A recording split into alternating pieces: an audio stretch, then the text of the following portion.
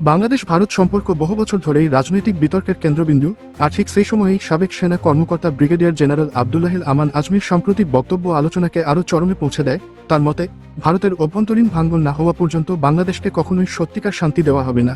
আজমি দাবি করেন, বাংলাদেশের অভ্যন্তরীণ রাজনৈতিক অস্থিরতা, বিশেষ করে পার্বত্য চট্টগ্রাম অঞ্চলের দীর্ঘদিনের সংকট, এসবই মূলত ভারতের ভূ রাজনৈতিক পরিকল্পনার অংশ।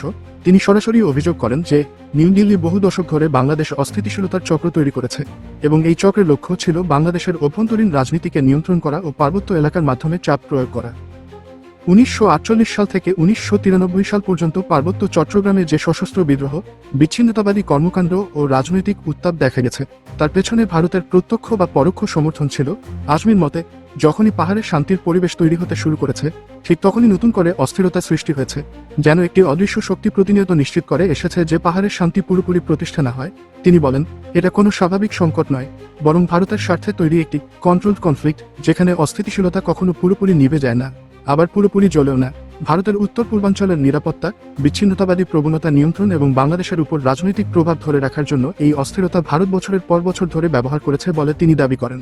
আজমি আরও উল্লেখ করেন, শান্তিবাহিনী যেন ভারতের একটি কৌশলগত কার্ড ছিল।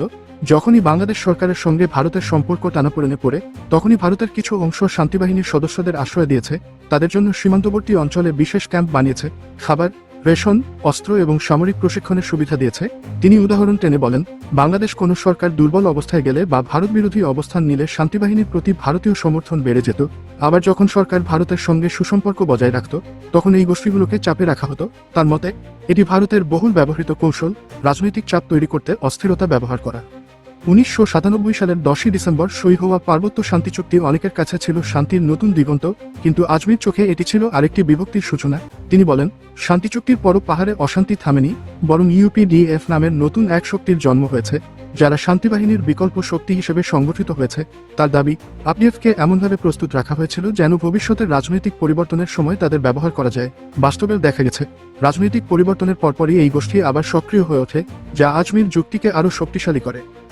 তখন পাহাড়ি জনপদ ছিল শান্ত, গ্রামগুলোতে মানুষের বসবাস ছিল স্থায়ী এবং জীবনযাত্রা তুলনামূলক স্বাভাবিক ছিল, কিন্তু বর্তমানের বাস্তবতা সম্পূর্ণ ভিন্ন।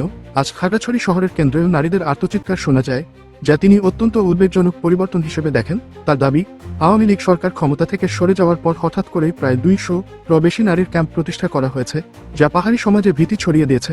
এসব ক্যাম্পকে তিনি অস্থিরতা তৈরির নতুন প্রজেক্ট হিসেবে অভিহিত করেন এবং বলেন, এগুলো কোনো স্রেফ সামাজিক কার্যক্রম নয়, বরং সক্রিয় পাহাড়ি গোষ্ঠীগুলোকে উস্কে দেওয়ার কৌশল।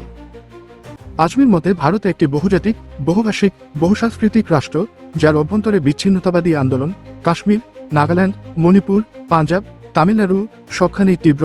তার ধারণা, ভারতের অভ্যন্তরীণ অস্থিরতা বাড়লে এবং দেশটি যদি দুর্বল হয়ে পড়ে, তবে বাংলাদেশের ওপর চাপ কমবে। ভারত নিজের টিকে থাকার সংকটে পড়লে বাংলাদেশের উপর প্রভাব খাটানোর ক্ষমতাও স্বাভাবিকভাবেই কমে যাবে। ঠিক সেই কারণেই তিনি বলেন, ভারত যতদিন শক্ত থাকবে, ততদিন বাংলাদেশ রাজনৈতিকভাবে মুক্তভাবে শ্বাস নিতে পারবে না। এদেশের সমস্যা, অস্থিরতা বা পাহাড়ি সংকটগুলোকে শুধু অভ্যন্তরীণ রাজনীতি দিয়ে ব্যাখ্যা করলে ভুল হবে।